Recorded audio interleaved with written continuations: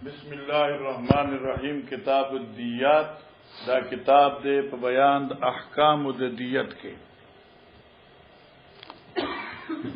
इमाम बुखारी रहिमहुल्लाह मुस्तकिल मुख्तलिफ नुस्खे भी बाज़ नुस्खों की किताबुल क़िसास जिक्र दे और किताबुल क़िसास से कम दे नागा असल दे क़िसास से दे दा असल दे क़त्ल आमद की। तो पे एतबार इसालत बाज़ किताबों की किताबुल क़िसास लिखे रहे और दीन उसके मुसरा किताब दियत थे। दियत से तो हुई दियत अगर बदली द कत्ल तो हुई खुदा बदला माली द नफसी न दा लगे उसरे चालू वजनी आमदन तो बकातिल बांदी हुक्म इलाही सरा क़िसास थे। फस्त रजाद फरीक़ैन इंदल अहनाफ ब्यादरी दियत थे और अगीन पस्त आफर किसी उशिनो अफुमदा को बदले नफसी आयत क़िसास हुई और बदले मालिता दियत हुई। ब्यादा कत्ल गणो अक़साम दे मुख्तसर खबरा दा कत्ल यो आमद भी यो बशिब आमद भी और यो कत्ल खता दे। नो कत्ल आमद की क़िसास थे शिब आमद की दियत थे। खूब शिब आमद की दियत मुगल्लज़ा अरबान दे दियत मुगल्लज़ा अरबान दे और क़त्ल खता की दियत मुखफ़फ़ा अखमासन दे और न या बिल अक्स का लका गोरा शिब आमद की अगर अखमास थे अखमास भी है न पीज़ा पीज़ा लका शिल शिल शिल शिल शिल नो शिल बिनते मुहाज शिल बिनते लबून शिल हिक्के शिल जिज़ई दी तरतीब सा और ज़ुबिया खताश गोरा तवज्जो का वखा का दियत दशिब अमद आसरी 25 बिनते मुखाज दी अरबान 25 बिनते मुखाज दी 25 बिनते लबून दी 25 हिक्की दी 25 जिजी दी न सोशू सलशू अदाब पदेव काल को लिखी और की कत्ल खताई भी रुपया पाए के सदी आखमास संगा 20 बिनती लबून 20 इब्न लबून ताकि टोले मादी 20 बिनती लबून 20 इब्न लबून 20 हिक्की 20 जजे 20 हिक्की ठीक होगा ना। लकशिब अहमद की टोल मादा और जो मादी फिदत जाती गन जिम्मेदार ना और फ़कत खता की 20 बिनते मुखाज 20 बिनते इब्न लबून 20 हिक्की 20 जजे वगैरह ठीक समाना और दाब पत्रियों कालों के अदा कीगी और या बददी कीमती और कीमत तकरीबन आगर चाहता पूछ करो नमंग वाला हिसाब होगा 4 सरा 227 लाख पूरे जुड़ी देवा किताब दियात व क़ौलिल्लाहि तआला मन यक़्तुल मुमिना मुतअम्मिदन फजज़ाओहु जहन्नम चाहे मुसलमान कसदन वजन से जहन्नम दे। बस उस दी आयत न मकसद हाशी तफसील करे मकसद आयत हस्र जजा न दे बल्कि मकसद आयत बयानी जजा दे दानच फ़कत ही दोज़ख ही दे ना दोज़ख दे बस उस दा दोज़ख अला सबील खुलूद दे और या अला सबील जजा दे फ़कत न मुसलमान मुवाहिद पार खुलूद निश्ते दे न तूलुल मक़सबत मुराद जी وبه قال حدثنا قتيبة بن سعيد قال حدثنا جرير عن عمش بن وائل عن عمرو بن شرحبيل قال قال عبد الله رضي الله عنه قال رجل يا رسول الله صلى الله عليه وسلم يكبر عند الله قال أنت تولي الله إذا وهو خلق قال ثم ينقل ثم أن تقول ولدك أية أمك قال ثم ينقل ثم أن تزني حريرة جارك فأنت لا تصدقها والذين لا يدعون مع الله إلها آخر ولا يقتلون نفسا التي حرم الله إلا بالحق ولا يزنون ومن يفعل ذلك يلقى أثاما وبه قال حدثنا علي قال حدثني إسحاق بن سعيد بن عمرو بن سعيد بن العاصي عن أبيه بن عمر رضي الله عنه قال قال رسول الله صلى الله عليه وسلم لا يزال المؤمن في فسحة من دينه ما لم يصب دما حراما وبه قال حدثنا احمد بن يعقوب قال حدثنا اسحاق قال سمعت ابي يحدث عن عبد الله بن عمر رضي الله عنه قال ان من ورطات الامور التي لا مخرج لمن اوقع نفسه فيها سبق الدم الحرام بغير ایک دا دو حدیث دید مسئلہ تو بیان کم لن یزال المؤمن فی فسحة من دینی دا لفظ نے دا یاد کا ہمیشہ بھی یو مسلمان فراخی دا دین عمل کے ان کے پہ اسلام باندی سرد شرح صدرنا دا جملہ یاد کا ہمیشہ بھی یو مسلمان پر فراخی د دین سردا عمل کے ان کی سردا شرح صدرنا ما لم یصب دمن حرامن سوچ حرامی بھی نہیں توی کری مز کی روزہ ساتی تلاوت کے تلزز بھی شرح صدر بھی کچھ کلا دم حرام تو رسید بیا په دین باندې عمل پتو د فراخی نی بیا بوجی مستوم زرن کی رجوع ته زرن کی تلاوتن ته زرن کی دیم روایت کی داد ان من ورطات الامور ورطات ته کنتی شو بشک د باز د امور مهلکونا ورطات رتعنا فمان د هلاکت ته باز د امور د مهلکونا هغه دادی التي لا مخرج لمن اوقع نفسه فيها هغه شی چې دغه نه خط وتل نشته دی هغه چاله چې پکې ځان وطن نکړي سده صفق الدم الحرام بغیر حله چې وینه حرامه توي کړی وي چې په دې باندې حلال نه و یعنی قتل وک نو همیشه په مصیبت کې وي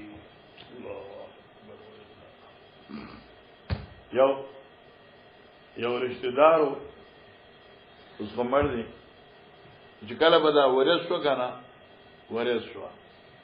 نو هغه بیا لیوانه وانه کله یو خامن دی ول کله به بل خامن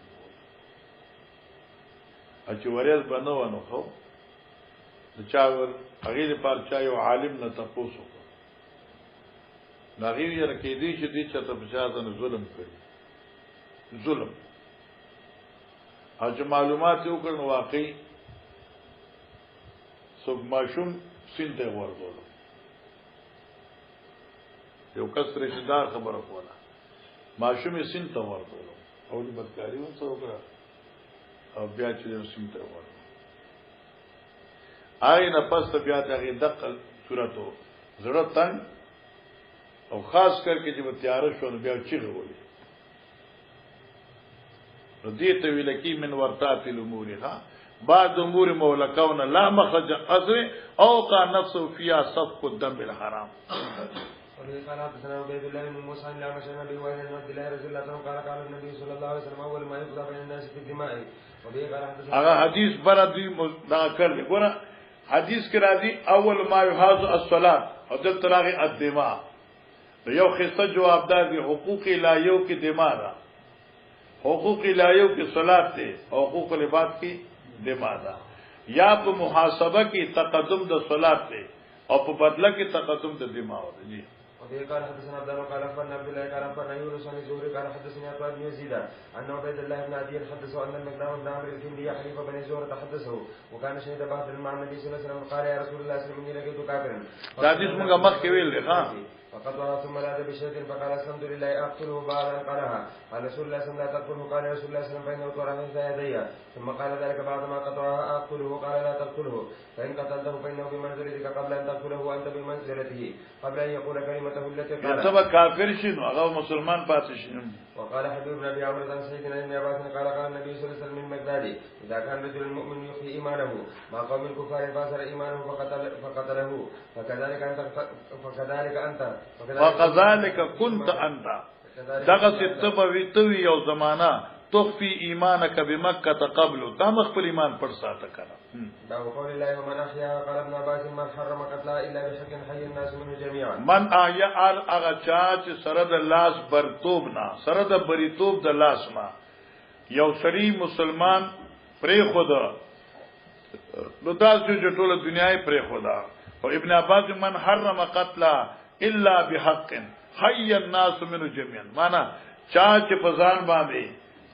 قتل د مسلمان حرام وګرځاو نو ټول دنیا د هغه په نسبت ژوند شو لکه ستا وس وو او تا یو سره د قتل مستحق یا دشمنو او تا پری خود نو تاسو شو لکه ټول دنیا دی ژوند پری خدا وبه قال حدثنا قبيص وقال حدثنا سفيان عن عمش عن عبد الله بن مرة عن مسروق عن عبد الله رضي الله عنه النبي صلى الله عليه وسلم قال لا يقتل نفس الا كان على ابن ادم الاول كفل منها چاچ یو انسان وجه نو اولنې اولاد د آدم چغه حابیلو ٹھیک شو کنه نو هغه حابیلو کې قابیلو خوشوي نو چونکه یې قتل کړو نو لہذا اول سزا چې څنګه غیته ده نو داستا د قتل نقطه باغې ته مرسي یعنی هغه پکې برخداري خو استاد د قتل نشي کمیږي نه وبه قال حدثنا ابو هريره قال حدثنا شعبة قال واقد بن عبد الله اخبرني عن ابيه سمع عبد الله بن عمر رضي الله عنه النبي صلى الله عليه وسلم قال لا ترجعوا بعد كفار يضرب بعضكم ركاب بعض وبه قال حدثنا محمد بن بشار قال حدثنا بدر قال حدثنا شعبة عن ابي بن مدرك قال سمعت ابا زرعة بن عمرو بن جرير عن جرير قال رضي الله عنه قال النبي صلى الله عليه وسلم في حجة الوداع تنسل من الناس لا ترجع بعد كفار يرجع بعضكم ركاب بعض رواه ابو بكر وابن عباس النبي صلى الله عليه وسلم قال حدثنا محمد بن بشار قال حدثنا محمد بن جعفر قال حدثنا شعبة عن فراس بن شعبي عن عبد الله بن عمرو عن رسول الله صلى الله عليه وسلم قال الكبائر الاشراك بالله وحقوق الوالدين او قال اليمين الغموس شك شعبة وقال معاذ حدثنا شعبة قال الكبائر الاشراك بالله واليمين الغموس وحقوق الوالدين وقال وقتل النفس وبه قال حدثني اسحاق بن مسعود قال اخبرنا عبد الصمد قال حدثنا شعبة قال حدثنا عبيد الله بن ابي بكر سمع انس رضي الله عنه النبي صلى الله عليه وسلم قال الكبائر التحويل حدثنا عمرو قال حدثنا شعبة عن ابي بكر عن انس بن مالك النبي صلى الله عليه وسلم قال اكبر الكبائر الاشراك بالله وقتل النفس وحقوق الوالدين وقول الزور او قال وشهادة الزور وبه قال حدثنا عمرو بن زرارة قال اخبرنا هشام قال اخبرنا حسين قال حدثنا ابو ذبيان قال سمعت اسامة بن زيد بن حارثة يحدث قال بعثنا رسول الله صلى الله عليه وسلم من الحرقة من جهينة فسمع دا حرقة قبيله نوم ده دا مغازي کوم ویل دا حدیث فهزمناهم قال ولحقت انا ورجل من الانصار رجل منهم قال فلما غشيناه قال لا اله الا الله قال فكف عنه الانصاري وطعنته برمح حتى قتلته فلما قدمنا بلغ ذلك النبي صلى الله عليه وسلم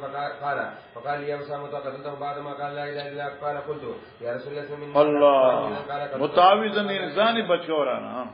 قال فما زال يكررها علي حتى تمنيت اني لم اكن اسلمت قبل ذلك اليوم یعنی ما ارزو کړه لم اكن اسلمت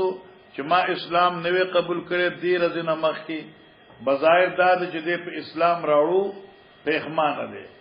او ما مخکې جواب کړو هاشم ذکر کړ ډیر مقصد پیغمانتیا د اسلام نه ده بلکې مقصد پیغمانتیا د ګناه ده کاش چې دین مخ کې ما اسلام نه قبول کړي معنا ما په خپل اسلام کې ګناه نه کړی جی وبه قال حدثنا عبد الله بن يوسف قال اخبرنا الليث قال حدثني الليث قال حدثني يزيد عن ابي الخير بن سنده عن عباده بن سامي رضي الله عنه قال اني من النقباء الذين بايعوا رسول الله صلى الله عليه وسلم بايعناه على ان لا نشرك بالله شيئا ولا نزني ولا نسرق ولا نقتل النفس التي حرم الله ولا ننتهب ولا نعصي بالجنه ان فعلنا ایک منٹ دیزه کې دارا ګوره ولا ننتهب ولا نعصيه بالجنه دا بالجنتی ګور لا نعصيه سره نه لګي دا بالجنتی مخ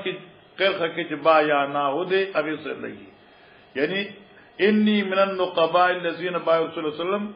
بايعناه بالجنه زه هغه نقباو نه چې چا د حضرت سے پلاس بیعت کړو په جنت نو دا بالجنتی بايعناه سره لګي إن فعلنا ذلك فإن غشيناه من ذلك شيئا كان قضاء ذلك إلى الله قال حدثنا موسى بن إسماعيل قال حدثنا الجوري قال نافع عن عبد الله رضي الله عنه النبي صلى الله عليه وسلم قال من حمل علينا السلاح فليس منا رواه أبو موسى النبي صلى الله عليه وسلم قال حدثنا عبد الرحمن بن مبارك قال حدثنا حماد بن زيد قال حدثنا أيوب ويونس عن الحسن عن الأحنف بن قيس قال ذهبت لأنصر هذا الرجل فلكني أبو بكر فقال أين تريد فقلت أنصر هذا الرجل قال ارجع فإني سمعت رسول الله صلى الله عليه وسلم يقول إذا التقى المسلمان بسيفهما هذا الرجل مراد حدیث سے دا حدیث موږ مخکې تفصیل ویلو قاتل المقتول في النار قلت يا رسول الله صلى الله عليه وسلم هذا القاتل فما بال المقتول قال انه كان حريصا على قتل صاحبه باب قوله يا ايها الذين امنوا كتب عليكم القصاص في القتل الايه باب سؤال القاتل حتى يقر والاقرار في بس اوس ګوره قرآن کو قصاص ذکر کا خو یو سره کې داو کې پچا باندې چې دی فلان کی قتل کړ دی نو نفسي داوا خو معتبر نه ده سوچ په داوی باندې گواهان موجود نه وي او گواهان نه پستا اجرا د حد لپاره اقرار د قاتل ضروری دی ځکه فرمای سوال القاتل یعنی تپوس کول د امام او د قاضي په وخت جاری کولو د حد د قاتل نه حتی یقر چې دغه کې اقرار چې او جدا شوی دی والاقرار فی الحدود او بیان د ضرورت د اقرار په حدودو کې ځکه حد ال جاری کیږي چې محدود قبل الحد مقر شي قال حدثنا حجاج بن حارث قال حدثنا ابو بن قتاده عن بن مالك ان يهوديا رد راس جاريه بين حجرين فقيل لها من فعل بك هذا فلان او فلان حتى سمي اليهودي فاودي به النبي صلى الله عليه وسلم فلم يزل به حتى اقر به بس او دا حدیث موږ آل توي وحضرت امام بخاری زنده آباد دل ترا اقر اقرار شرط دی حتی اقر پکې راغی بس بابو اذا قتل بحجر او بعصا یو سره قتل کی په غټي سرا یا په امسا سرا او سره مړک نو د تاسو قاتل الحجر او قاتل اساس سزا ده او د دې قصاص بسنګوي امام مالک سے فرمایي چې څنګه دی بل وجل دی دغه څه به ته وجنه کې په ډنډي وجل دی په ډنډو به وجنه او کې په ټوپک وجل په ټوپک به وجنه کې په غټو وجل دی په غټو به وجنه امام شافعي علیه رحمتهم دقه سی وي اکما ذ طویل الدرزنا کې و کې ورځي و کې بسوله ابراهیم نخی اور امام ابو حنیفه سے اغي وی چې هر صورت کې د قاتل قتل قصاصا بالسيف دی ٹھیک شو او بره حاشیه په دې روایتونو ډکړه چې څوم روایتونو کې راغل دي چې الا بالسيف لا قود الا بالسيف خوشي ناګر روایتونو ذکر کړی دي بیا دا ثابت کړل چې کثرت د روایتو په بنا باندې دا حدیث قابل حجت دی اور القصاص بالسيف جی وفي قال حدثنا محمد قال اخبرنا عبد الله بن ادريس عن شعبة عن هشام بن زيد بن انس عن جدي انس بن مالك رضي الله عنه قال خرجت جارية عليها اوزاهم بالمدينة قال فرما اوزا وګایته وګې بیانې د سپینو زرو دغه غاړه ته زنانی اچي او دې ته اوزا زکوي چې دا سپینې جی قال فجاء بهن الى النبي صلى الله عليه وسلم بها رمق فقال لها رسول الله صلى الله عليه وسلم فلان قتلك فرفعت راسها فعاد عليها قال فلان قتلك فرفعت راسها فقال لها في ثالثة فلان قتلك فخفزت راسها فدعا به رسول الله صلى الله عليه وسلم فقتله بين الحجرين باب قول الله ان النفس بالنفس الايه وبه قال ان النفس بالنفس باندې محدثین باز کوي قصاص احناف مسلک دا چې النفس بالنفس نفس الحر بمقابله العبد نفس الحر بمقابله المرأه يقتص البته امام شافعی علیہ رحمت او نور ائمه وی چې نفس الحر بمقابله الحره يقتل خو نفس الحر بمقابله العبد لا يقتل دا شو دیمه خبره احناف وی چې کوم تقابل دی نو هغه تقابل په اطرافو کې دی اعضاءو کې دی او په اجروحو کې دی عضو د انسان په مقابله د خزي عضو د خزي په مقابله د رجل لا يختص يد الرجل ومقابل يد المرأة لا يختص مماثلت پکې ناراضي لکه دی ذکر کړ دی یو ید صحیح دی یو ید شلا دی اوښګنا نو د شل ید په مقابله کې صحیح ید او د صحیح ید په مقابله کې شل ید نشي کټ کې دی لکه مماثلت نشته دی جی وبه قال حدثنا عمر بن حفص قال حدثنا ابي قال حدثنا مشان عبد الله بن مرة عن مسروق بن عبد الله رضي الله عنه قال قال رسول الله صلى الله عليه وسلم لا يحل دم امرئ مسلم يشهد ان لا اله الا الله وان رسول الله الا بثلاث النفس بالنفس دا اغدري امور دي چې دا مبيحه د قتل دي یو النفس بالنفس چې اوسړي وجل دي نو د قتل په ځای قتل دي او یا معاذ الله ذری السيب الزاني چې واده کړي بدکاریو کی او دریم معاذ الله المفارق لدينه التارك الجماعت مرتدوی او د اهل سنت والجماعت یعنی جماعت صحابونا خروج کړي او من قال بحجر من عقاب بحجر باب دې په بیان د هغه چا چې قصاص ورکړي وي قاتل ته په وهلو د غټي هغه روایت راوړي اوس بیا هغه جنې قاتل یو دي. محمد بن بشار قال حدثنا محمد بن جعفر قال حدثنا شعبة عن هشام بن زيد عن انس ان يهوديا قتل جارية على اوزار لها فقتلها بحجر فجاء بها الى النبي صلى الله عليه وسلم وبها رمق فقال قتلك فلان فاشارت براسها ان لا ثم قال الثانية فاشارت براسها ان لا ثم سألها الثالثة فاشارت براسها ان نعم فقتله النبي صلى الله عليه وسلم بحجرين. باب من قتل له قتيل فهو بخير النظرين. ګوره مسله یاده ک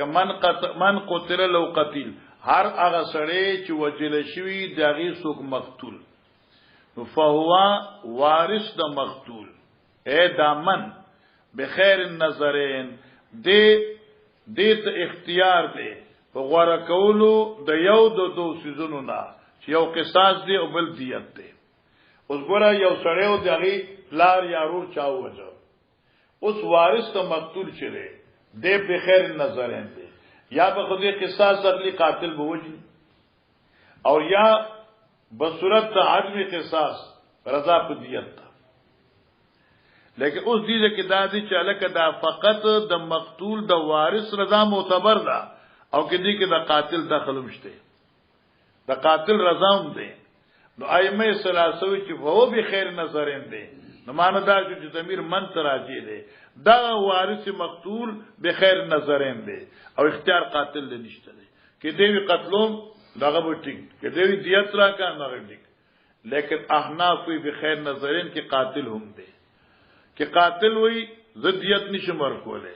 ما زدیت نشته ده نو بس بیا قتل هی ده دا مراد نه دی چې فقط ورثه مقتول به خیر ٹھیک شو بلکہ قاتل اختیار هم ضروری ده دای رضا هم ضروری ده. جی وبه قال حدثنا ابو نعيم قال حدثنا شيبان عن يحيى عن ابي سلمة عن ابي هريره رضي الله عنه انه خزاعه قتلوا رجلا. دا حدیث موږ اول کې ویل دی. قال عبد الله بن رجاء قال حدثنا حرب قال يحيى قال حدثنا ابو سلمة قال حدثنا ابو هريره رضي الله عنه انه عام فتح مكه قتلت خزاعه رجلا من بني ليث خزاعه قبيله یو سړی د بنو ليث ته وجه ولی بقتیل ای ببدل مقتولنا په بدل د مقتول لهم فی الجاهلیت پوښ کنا چې دې خزاعه یو مقتولو چې بنو ليث وجلو.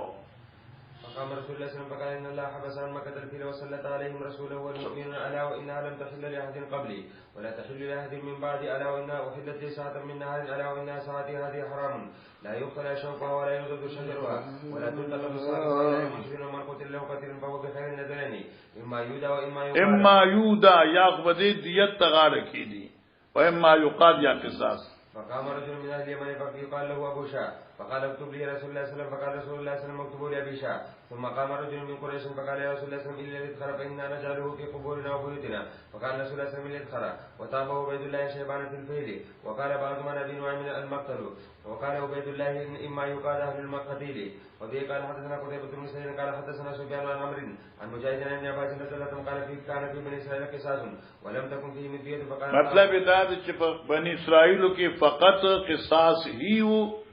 او دیت مسئله بالکل نه وا او په عربو کې دواړه وو خو مساوات نو قرآن حکم راوړو په قصاص او دیت دواړو او سره د امر بالمساوات نه. ماشاء قال الله لهذه الأمة كتب عليكم القصاص في القتل إلى هذه الآية فمن أوتي له من أخيه شيء قال ابن عباس قال أن يقبل الدية إلى متى قال اتباع بالمعروف أن يطلب بالمعروف ويؤدي بإحسان. باب من طلب دم امرئ بغير حق. هر هغه چا چې طلب کو وینه د یو مسلمان په ظلم سره نو دغه جرم څومره دی چې دغه نه بل جرم نشته دی. لکه حدیث کې راځي چې دا درې کسان چې دي ابغض الناس الى الله دي. یو هغه د چې مطلب دم امراتم بغیر حق دی چې بس خلق وجلو پسې ګرځي. وبه قال حدثنا ابو اليمان قال اخبرنا شعيب بن عبد الله بن ابي حسين قال حدثنا نافع بن جبير عن ابن عباس رضي الله عنه عن النبي صلى الله عليه وسلم قال بعض الناس لله ثلاث ملزم في الحرم ومبتغ في الاسلام سنه الجاهليه ومطلب دم بغير حق ليهرق دمه. باب العفو في الخطا بعد الموت. باب العفو في الخطا بعد الموت. مسله دا ده کې یو سړی څوک زخمی ک چا یو سړی زخمی ک ټیک شو او دا زخم چې ونه په ضرب خطا سره بیا دا سړی څه زمانہ پس مړ شو دا زخمی کړی شوی د پای کې مسأله د عفو ده چې ورثه میت دی ضارب تعفو کی نو د عفو معتبر ده جی. وبه قال حدثنا فاروق قال حدثنا علي بن مسر عن هشام بن الطفيل وحدثني محمد بن حرب قال حدثنا ابو مروان يحيى بن ابي زكريا الواسطي عن هشام بن عروه عن عائشه رضي الله تعالى عنهم قال صرخ ابليس يوم احد في الناس يا عباد الله اخراكم صرخ ابليس يعني چغه ابليس فراجعت الى عمر اخرى حتى قتلوا يوما فقال حذيفه ابي فقتلوه فقال حذيفه غفر الله لكم قال وقد كان هزم منهم قوم حتى ليقوا بالطائف ان هزم منهم ده کنه مشرکیننا بعض خلق شکست اوخړه تر دې چې طائف ته ورسېدل او دې حدیث راوړو مطلب څه دی د ابو الیمان ٹھیک څنګه نه یمانی وجلو او هغه مسلمانانو کېو او شیطان ورته اخراکم تاسو پسې رااله چې مسلمانانو پسې شو او دې صحابي او زیفوي اب زما پلار دې زما پلار دې خو چې ایبت دې دشمن دې زمونږه جی. بیا چې کله د حذیفه پلار یمان مرشه شهید کړی شو نو حذیفه بیا د ټول معاف کړل معنا اثبات عفی بعد القتل شو جی. قول الله تعالى ما كان للمؤمن ان يقتل مؤمنا الا خطأ الا خطأ استثناء منقطع ده جایز دی یو مسلمان لرا یا مسلمان شان نه دی چې دی یو مسلمان وجني لیکن کی چر په خطای ته مرشه نو دای صورت قران ذکر کړل باب اذا قرر بالقتل مره خدای به مطلب دا کی یو سړي قتل کړي دی او په دې باندې گواهان وو یا دی په خپل اقرار وکړه اور اقرار مره واحدا دی دا اقرار معتبر دی په دې باندې قصاص وجل کیږي جی. قال حدثنا اسحاق قال اخبرنا حبار قال حدثنا همام قال حدثنا قتادة قال حدثنا انس بن مالك ان يهوديا رجل راس جارية بين حجرين فقيل له من قال بك هذا فلان حتى سمي اليهودي فامر براسها فجاء باليهودي فاعترف فامر بالنبي صلى الله عليه وسلم فرز راسه بالحجارة وقد قال همام بحجرين باب قتل الرجل بالمرأة باب دې په بیان د قتل د سړي په مقابله د خزي معنی کې یو سړی دې او دې ولګي د خزه مړ کړه نو دا خزه مقتوله شو د مقتولی خزه په مقابله کې قاتل سړی وجل کې دی شي المسلمون تتکافوا دماؤهم او په دې کې د هیڅ اختلاف نشته. وبه قال حدثنا مسدد قال حدثنا يزيد بن مزرع قال حدثنا سيد بن قتادة بن سلم مالك رضي الله عنه النبي صلى الله عليه وسلم قتل يهوديا بجارية مقاتلها روزاه لها والباب بالباب والقصاص بين الرجال والنساء في الجراحات وقال اهل العلم يقتل الرجل بالمرأة والمرأة القصاص بين الرجال والنساء في الجراحات. ګوره دا مسله یاد کړئ چې امام مالک صاحب رحمت الله علیه او امام اوزاعی صاحب اور امام شافعی صاحب دوی وی چې څنګه قتل د رجال بالنساء او د نساء بالرجال قتل فی النفوس قصاصا کې دی شي نو قتل بالاطراف او دارنګ قتل بالجراحات قصاص بالجراحات هم کې دی شي. نو معنی دا شو چې یو خزي د سړی نه یا سړی د خزي لاس کټ کړي نو بس قاطع لاس پکټ کیږي بس وګي غوس کړ دي وګ به غوسيږي بس خلاص. واما عندنا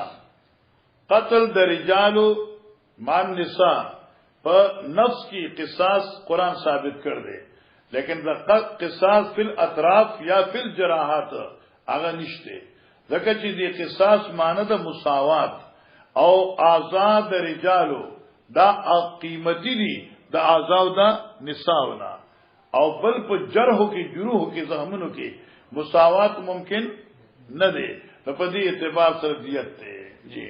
ويذكرون مرة قاتل المرأة من الرجل في كل عمد يبلغ نفسه فما دونها من الجراح به قال عمر بن عبد العزيز وابراهيم وابو زناد من اصحابه وخرجت اخت الربيع وجرحت اخت الربيع انسانا فقال النبي صلى الله عليه وسلم القصاص وبه قال حدثنا عمرو بن علي قال حدثنا يحيى قال حدثنا سفيان قال حدثنا موسى بن ابي عائشه عن عبيد الله بن عبد الله عن عائشه رضي الله تعالى عنها قالت لدن النبي صلى الله عليه وسلم في مرضه فقال لا تردوني فقلنا كراهيه المريض الدواء فلما فاق قال لا يبقى احد منكم الا لد غير العباد فانه لم يشهدكم باب من اخذ حقه ويقتصد دون سلطانه. ګوره دا بل مسله ده اتفاق د ټول محدثین په دې خبره باندې دي چې دا قصاص برابر خبر چې قصاص د نصوی او قصاص د اطراف وي. انسان هر انسان بذات خود قصاص نشي اغسته بلکې د قصاص مجاز دی هغه فقط بادشاہ دی یا نائب د بادشاہ دی ځکه چې مقصد د قصاص نه قیام د امن دی او چې کله ارسله په خپل قصاص اخلي نو امن ناراضي لکه اوس پرې زم علاقو کې ارسله چې کوم د ټوپا غاړه ته یخي که روټه ملاويږي او کنه ملای خو ټوپک به ضروري او بدلی باغسته کیږي ایو سره چې من بدلی په خپل اخلو او چې بادشاہ ورغلی خبره خلاصه نو من اخذ حقه حکم دا غچا چې چا خپل حق اغستی وي وقت دون سلطان یا بدله بغیر د اجازت د سلطان یا امر د سلطان دی نو څه حکم دی. وبه قال حدثنا ابو اليمان قال اخبرنا شعيب قال حدثنا ابو الزنادي ان الاعرج حدثه انه سمع ابا هريره انه سمع رسول الله صلى الله عليه وسلم يقول نحن الاخرون السابقون وباسناد لو طلع في بيتك احد ولم تاذن له فخذبته بحصات فوقعت عينه ما كان عليك من جناح. ایک منٹ اس دین معلومه شو مولانا صاحبہ چې قصاص خو بادشاہ اخسته شي خدا معمولی لکه سوک سپیړه شو یا د چاسترګي باندې ګټای گزار شو یا د چا پسترګي باندې سیخ منډل شو اې د تمرا قصاص اجازت انسان ته ورکړی شوی دی. الله پوښي لکه دې حدیث نو دا معلومه شو او څوم حدیث را روان دي چې رسول نبی عليه السلام ته وی ما دې دروازې د بیت نه قتل تاسو ته چې تاسو څه کوئ. نبی علیہ السلام کې ما ته پته وی دا سترګې مې درسره کړې و بری وات کړای چې یو سړي داسې قتل نبی علیہ السلام ته پته لګی دا نبی صاحب غیله پر تدبیر کو چې دې سترګې کې داستل څنګه وماټاوه په بعضی زخمونو بدلا اغستل جایز دي. جی وبه قال حدثنا مسدد قال حدثنا يحيى بن حميد ان رجلا ترى في بيت النبي صلى الله عليه وسلم فشدد اليه النبي صلى الله عليه وسلم مشخصا فقلت من حدثنا مشخص په پیجن سو کوئی کات قمرات تناغا سره تیر وزر والا باب الازامات في الزحام او قتل. اوس ګوره دا بل صورت ازامات فی الزحام او قتل چې یو سړی مرشي په ازدحام کې پټیل کې هنګامي حالاتو کې او قتل یا مړ کړي چې په حالت هنګامي کې نو بیا وسکی تخیل نو په دې صورت کې دیت دی او قصاص نشته ولې قصاص نشته ځکه چې قاتل معلوم نه دی او دیت ذکر دي چې د مسلمان قتل او وینه چې کوم دی هغه حاضر نشي لکه نن سوا د هنګامي لکه جلسي او پکې سو کوئی چاله کمار نه اخله په تخدیدو شروع شي او سو ګډا په اعلان دراشي هغه مرشي. جی وبه قال حدثني اسحاق قال اخبرنا ابو اسامه قال هشام اخبرنا نبي عائشه رضي الله عنها قالت لما كان يوم احد هزم المشركون فصاحب يا عباد الله اخراكم فرجعت لهم فتلت هي واخراهم اقد روایت چلو فنظر حذيفه فاذا وبيده اليماني فقال يا عباد الله يا ابي قالت والله ما احتجزوا ما قتلوه قال حذيفه ما احتجزوا ما دوی بین نشو په حذیفه په دې خبره باندې تر دې چې مړی قال عروة فما زالت في حذيفة منه بقية حتى رحق بالله باب اذا قتل نفسه خطأ فلا دية له.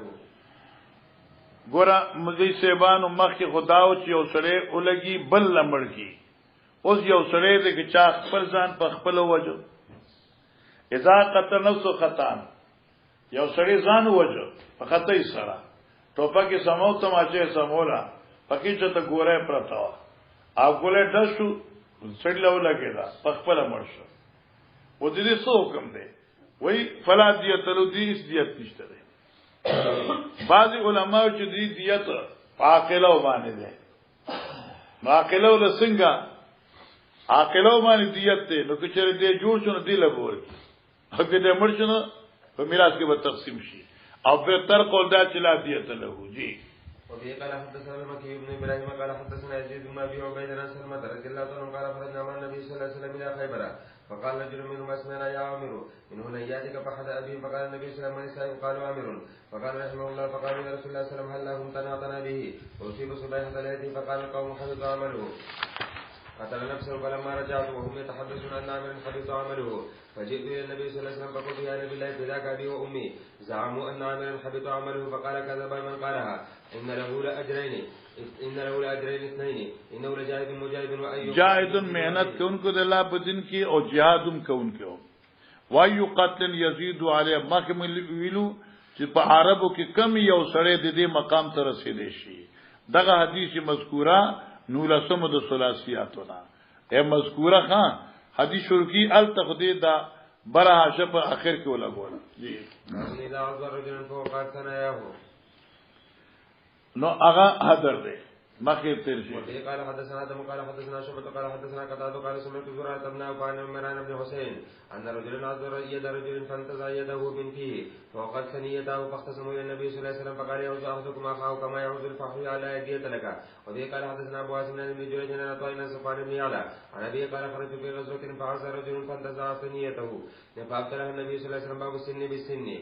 باب دې بیان د قصاص د غاغ په غاغ باندې چا د چا غاغ مات کړي نو یفعل بذلك چې غاغ وخت کړي نو یفعل بذلك وبه قال حدثنا صالح قال حدثنا حميد بن انس ان ابنه